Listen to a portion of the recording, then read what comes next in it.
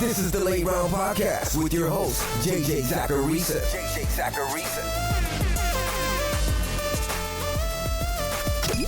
What's up, everyone? It's JJ Zacharisa, and this is episode 645 of the Late Round Fantasy Football Podcast, sponsored by FanDuel.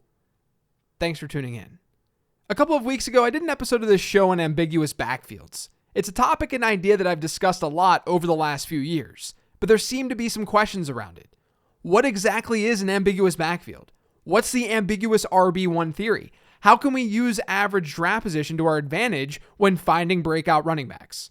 I hopefully answered a lot of those questions on episode 641. Now, if you've been around for a while, you might remember my studies on breakout wide receivers as well. They were a little different than running backs, but one of the things that stuck out was that just like running backs, breakout wide receivers seem to come from ambiguous wide receiver groups. So I wanted to dig into that concept a little bit more. A lot of this is going to be in the late round draft guide, which drops on July 1st. You can pre-order it right now on lateround.com. There's far more to finding breakout wide receivers, but this is at least a way to do it using only the market or only average draft position.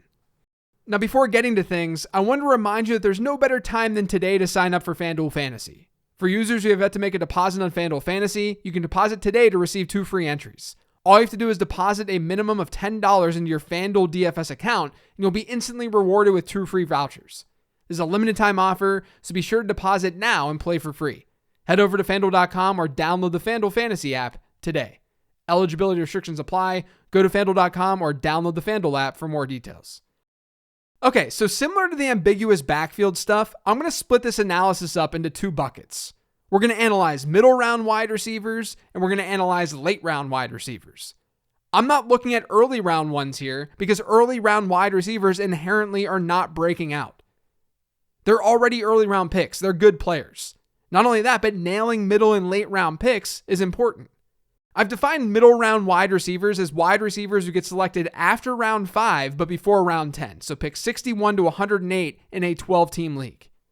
Late round picks are players drafted in the double-digit rounds through round 15. So picks 109 to 180. Since 2011, among wide receivers drafted and who played at least 8 games, 167 were drafted in the middle rounds.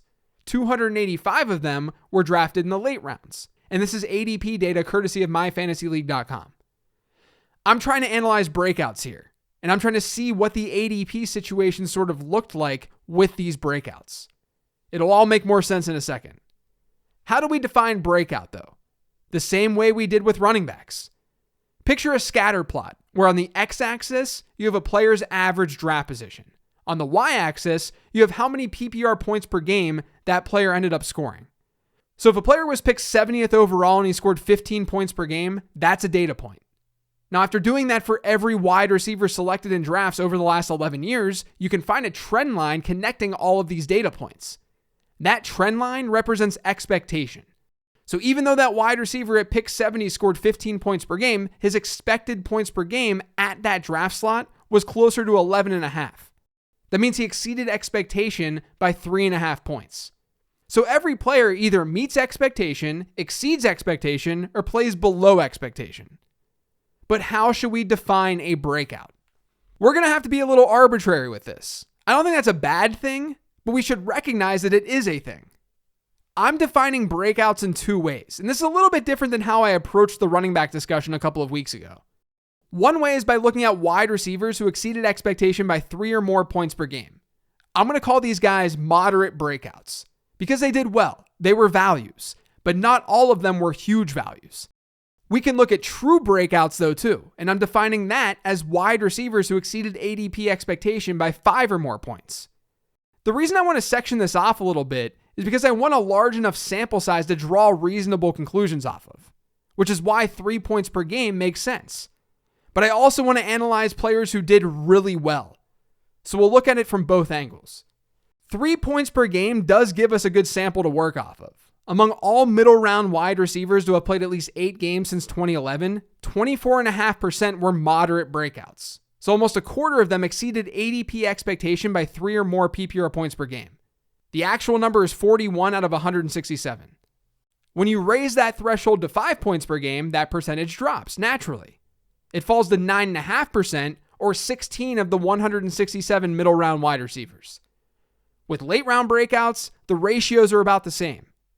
You're looking at 23.8% for moderate breakouts and 7.4% when looking at true breakouts. I know that this can sometimes be tough to follow on a podcast, so let me just reiterate the point here. Moderate breakouts are wide receivers who exceed ADP expectation by 3 points per game or more. True breakouts are wide receivers who exceed it by 5 points per game. And then we're looking at middle round wide receivers and late round ones here. So we're looking at these types of breakouts from the middle rounds and these types of breakouts from the late rounds. And we're trying to see if there are any historical ADP trends to note. And there are. Let's start all of this by looking at the middle round wide receivers or players drafted between round 6 and 9 of a 12-team league. Within our sample of 167 wide receivers in this range, 79 were drafted as their team wide receiver 1, while 88 were drafted as their team wide receiver 2 or worse. So for example, last year, Tyler Boyd was drafted as his team's wide receiver 3. Jamar Chase and T. Higgins were drafted ahead of him. So he falls into the wide receiver 2 or worse bucket. If you recall, middle round running backs hit at a better rate when they were the first running back from their team selected. There were certain RB2 subsets that were worth targeting, but at a high level, RB1s hit better than RB2s, and that's the case for middle round wide receivers. 29% of these wide receiver 1s ended up exceeding expectation by 3 or more PPR points per game. So 29% were moderate breakouts. That number was a little over 20% for wide receiver 2s. When it comes to true breakouts or players exceeding expectation by 5 or more points, the wide receiver 1s still went out.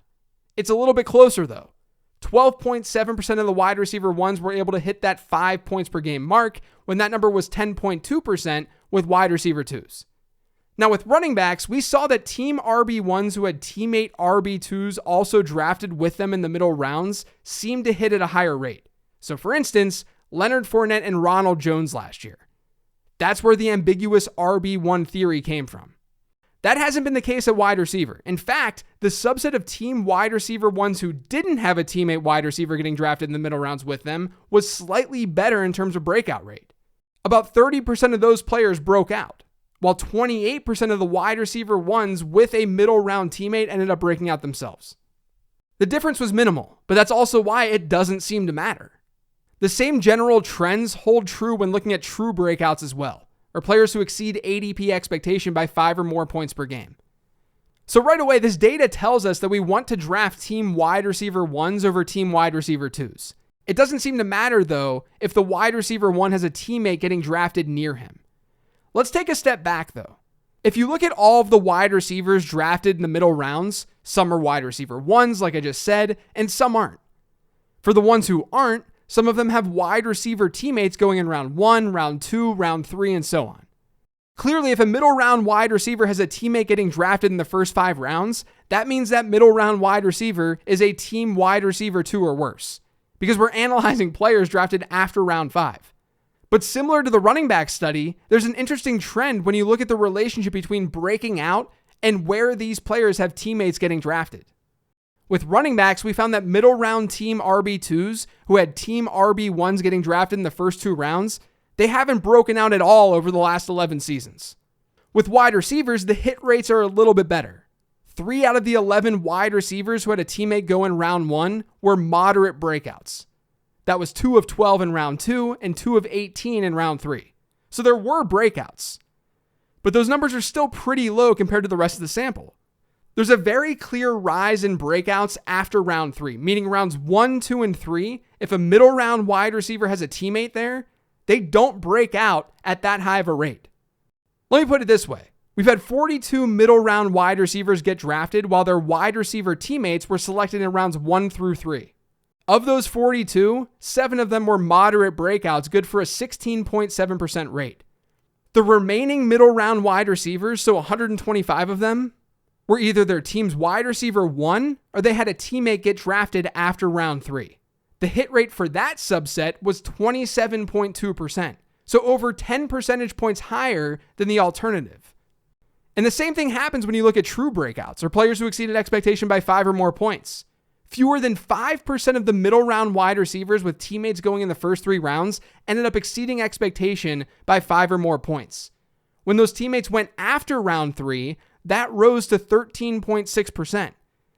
No matter how you slice it, the more ambiguous these wide receiver groups generally are for these middle round wide receivers, the better these middle round wide receivers seem to do. And by ambiguous, I'm really just saying that the first wide receiver from a particular team is being drafted after round 3. Now, you might be curious about where tight ends fit into all of this. Clearly, if there's a high-end tight end, that could affect things too, right? It might end up impacting things on an individual level and with certain tight ends. But overall, across the sample, there were not any glaring trends when adding tight ends to this data. In fact, when a player was the first overall pass catcher drafted by his team, so not just wide receiver, his breakout rate actually dipped by 1 to 2 percentage points. It wasn't dramatic enough to worry about it, but it definitely tells us that a player doesn't have to be the first pass catcher drafted from his team, just the first wide receiver. So let's recap. Middle round team wide receiver 1s are better than middle round team wide receiver 2s. That's the case when looking at small breakouts and bigger breakouts. And if there's a middle round wide receiver 2 that you're targeting, you're better off staying away from the player if he's got a teammate going in rounds 1, 2, or 3. Or I should say, you ideally want him to have a teammate who's not a locked-in stud. Like the running back stuff, this is all very logical. When there are really good wide receivers on a team, that really good wide receiver is going to see an elite target share. His teammates then are going to have a harder time hitting a ceiling because that target share is locked in. So it makes sense to want middle round wide receivers in more ambiguous situations. So we good so far? Things aren't exactly the same when looking at later round wide receivers. With middle round wide receivers, team wide receiver 1s really outperform team wide receiver 2s, especially when looking at moderate breakouts. But that's not the case with late round wide receivers. Like I said earlier, we have 285 wide receivers in this sample that we're analyzing that are considered late round wideouts. Just 38 of those 285 wideouts were their team's wide receiver 1s by ADP. But that's not all that surprising. You're in the double-digit rounds of a fantasy draft, so chances are some NFL team has seen one of their wideouts get drafted. 21% of those wide receiver 1s were moderate breakouts, but 24.3% of the wide receiver 2s were moderate breakouts. So that right there is a change compared to middle round wide receivers. That hit rate actually favors wide receiver 1s slightly when looking at true breakouts, at 10.5% versus 9.7%. But it seems as though the idea of getting a team wide receiver 1, it's not that necessary in the late rounds. Now, I sat back and tried to think about why the data would be saying this. And I think it's pretty simple. If a team wide receiver 1 is being drafted in the late rounds, in the double-digit rounds, that means a few things. Number 1, that player probably isn't that good. Number 2, his situation is beyond ambiguous. And since he's not really separating himself as a wide receiver 1, he probably has a higher chance to bust. I mean, think about it. Is an 11th round wide receiver really that much different than a 13th round one? In both cases, expectations aren't very high.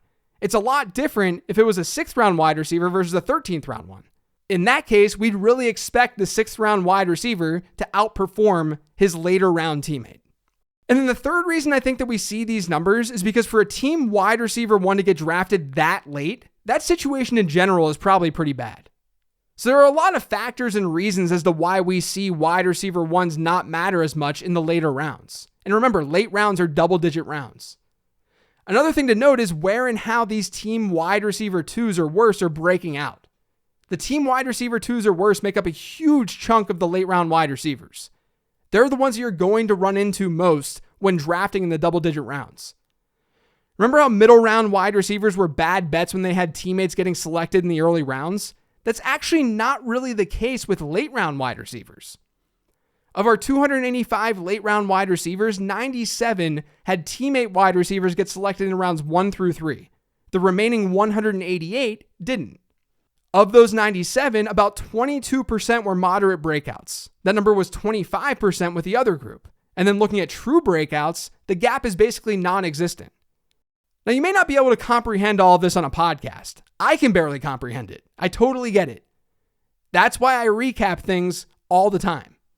Basically, what I'm saying here is with middle round wide receivers, we saw a pretty big difference in hit rate when those wide receivers had teammates in or out of the first 3 rounds. Wide receivers perform better in the middle rounds when they didn't have an elite teammate. With these late rounders with moderate breakouts, that gap is a lot smaller. And what's interesting is that if these wide receiver 2s or worse had teammates getting selected in the latter parts of the middle rounds or even into the late rounds, hit rates started to drop again. I think this has to do with the same logic that I just talked through with wide receiver 1s in the late rounds. If a wide receiver 1 is getting drafted later, the situation there probably isn't very good.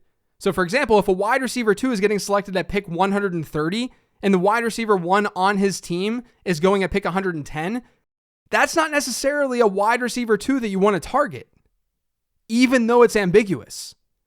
So basically what we're finding out here with late round wide receivers is that it's largely a crapshoot when analyzing ADP, unless all wide receivers from the same team are going late. Because if that's the case, you know that you generally want to avoid that situation. Wow, I'm such a helpful fantasy football analyst. Now, I wanted to take this all one step further. Just one more thing, and then I'm going to let you go. I wanted to look at these late round wide receivers and see the difference between a wide receiver 2 and a wide receiver 3 or worse. This is where things start to get interesting, at least for a nerd like me. So first off, I want to note that wide receiver 2s, they don't seem to hit at any better of a rate than wide receiver 3s in the late rounds. That's actually an insight that I think is fairly strong. Once again, pointing to the fact that the late rounds seem like a crapshoot. But there's a distinct difference in the types of wide receiver 2s that we should draft and the types of wide receiver 3s that we should draft. And by wide receiver 3s, I'm including wide receiver 4s, 5s, etc. Wide receiver 2s seem to hit at a better rate when they have a teammate getting drafted in the first 3 rounds. But the opposite is true for wide receiver 3s and beyond. Imagine seeing a late round wide receiver 2 who has a teammate going in the first 3 rounds of fantasy drafts. That happened 44 times since 2011. That means there's an elite player getting drafted from that guy's team. And then there's this huge gap in ADP. And then there's a wide receiver 2. Those types of players hit at a really strong rate. When averaging how these players performed against expectation, the average is close to 1, meaning these 44 wide receivers with elite teammates, they exceeded points per game expectation by almost 1 full point on average. Considering the expectation would be 0, that's saying something. Their general hit rates to be a moderate and true breakout is obviously pretty high too, at least compared to their counterparts.